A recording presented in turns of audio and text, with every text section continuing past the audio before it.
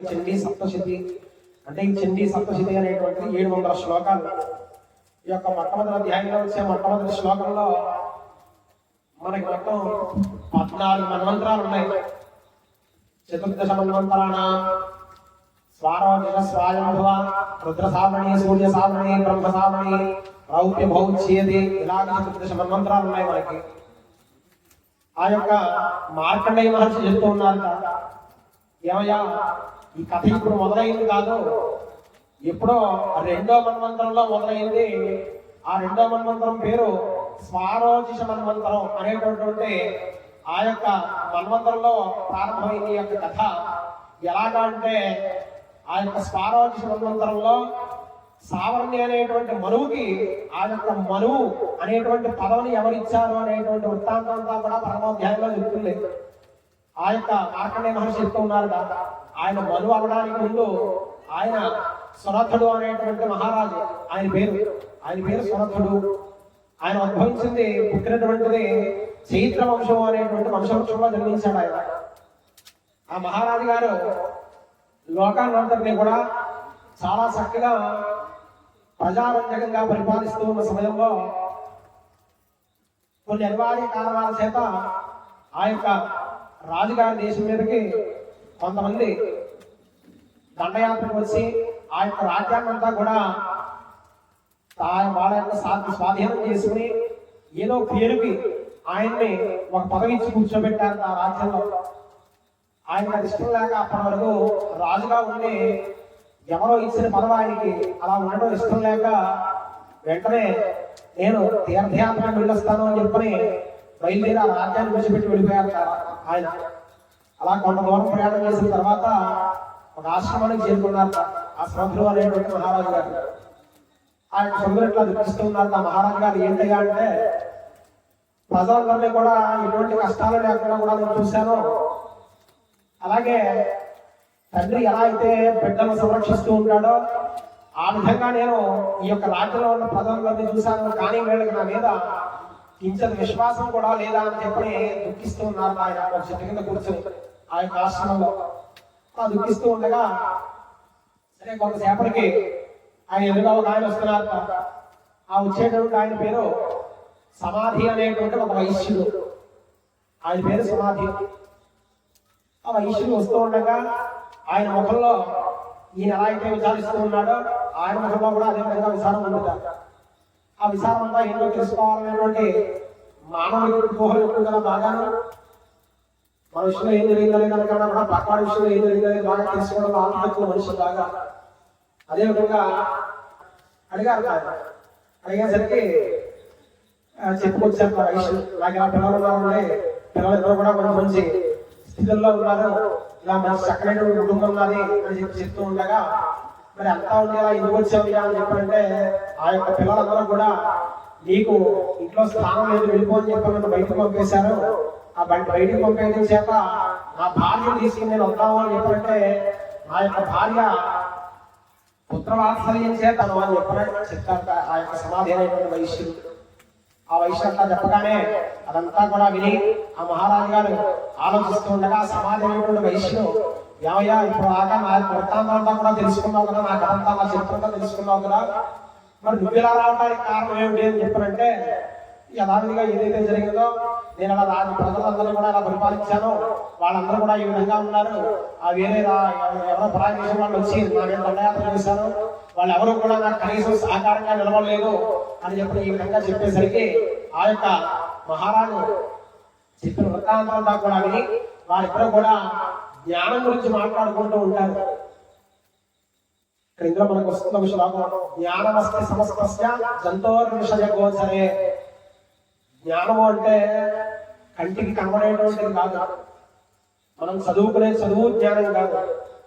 జ్ఞానం అంటే ఆత్మవిచారణని జ్ఞానం అంటాం. ఆత్మవిచారణ అనేది పదం చదివి దాని అనుభవంలోకి తెలుసుకుని అది తెలుసుకోవడం చాలా కష్టం. ఆ ఆత్మవిచారణ ఎవరికైతే కలుగుతుందో, ఈ యొక్క చండీ సప్తశతిలో కూడా అదే చివరికి వెళ్ళేసరికి ఈ ఆత్మవిచారణ ఎవరికి తెలుస్తుందో జ్ఞానవంతుడు, వాడు జ్ఞానవంతుడు అయ్యి సావర్ణి అనేటువంటి మనువు అయ్యాడు.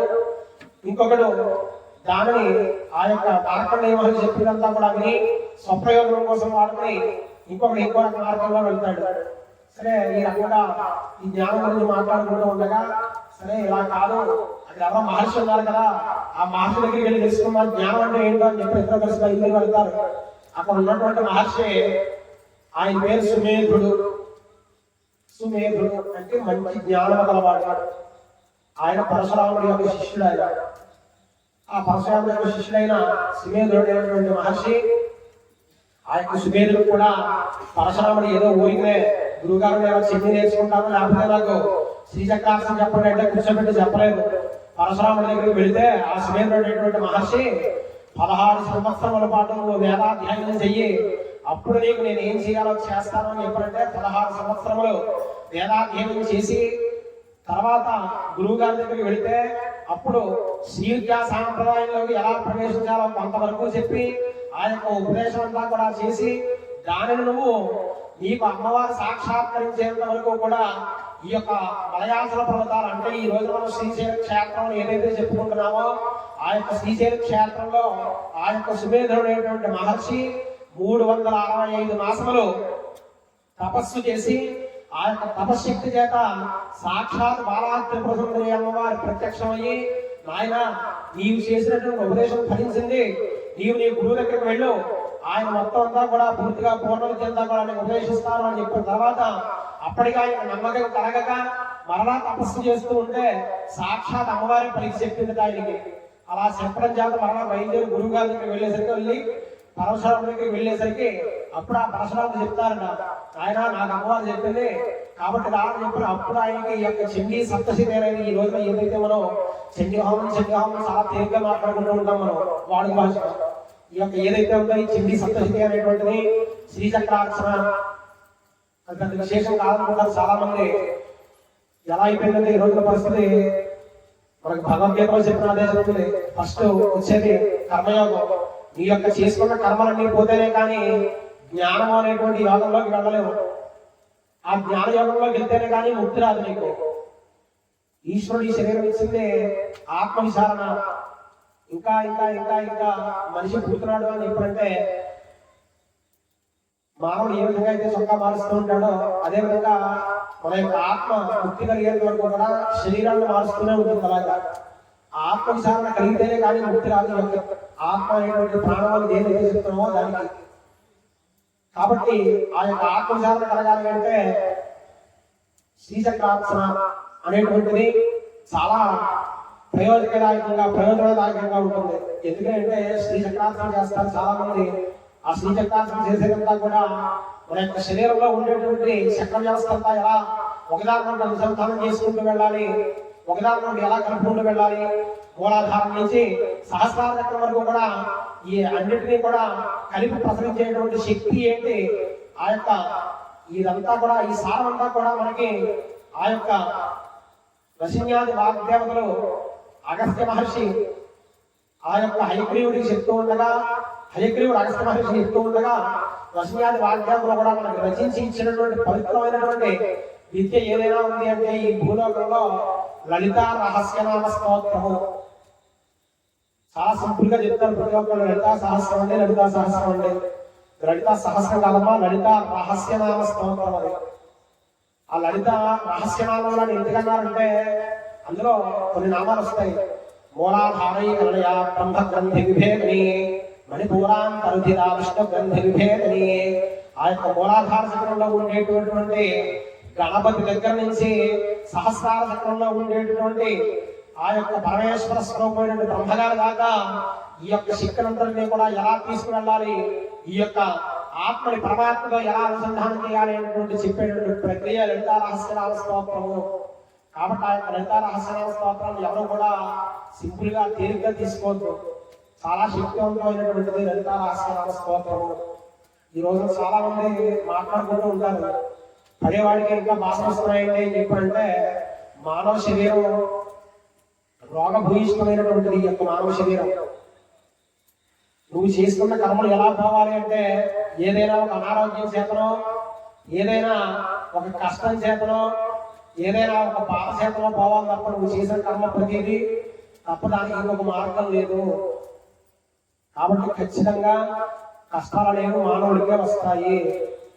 ఇక్కడ అదే చెప్తాడు ఆయన, కృష్ణతో మమత్వాకృష్ణ మానస, చూడటము లేదా మన యొక్క పిల్లల గురించి బ్రతకడం ఇది కాదయ్యా జ్ఞానం అంటే. జ్ఞానం అంటే వేరు. ఆ యొక్క జ్ఞానం ఏమిటి అంటే అప్పుడు ఆయన చెప్తారు, ఆ యొక్క సువేదుడు అనేటువంటి మహర్షి చెప్తారు, జ్ఞానం అంటే ఇది కాదయ్యా.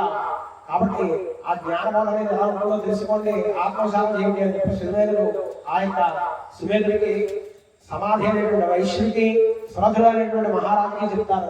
ఇది 1వ అధ్యాయంలో వస్తుంది అంతా కూడా. ఇక్కడి నుంచి 2వ అధ్యాయం ప్రారంభం చేసుకుందాం.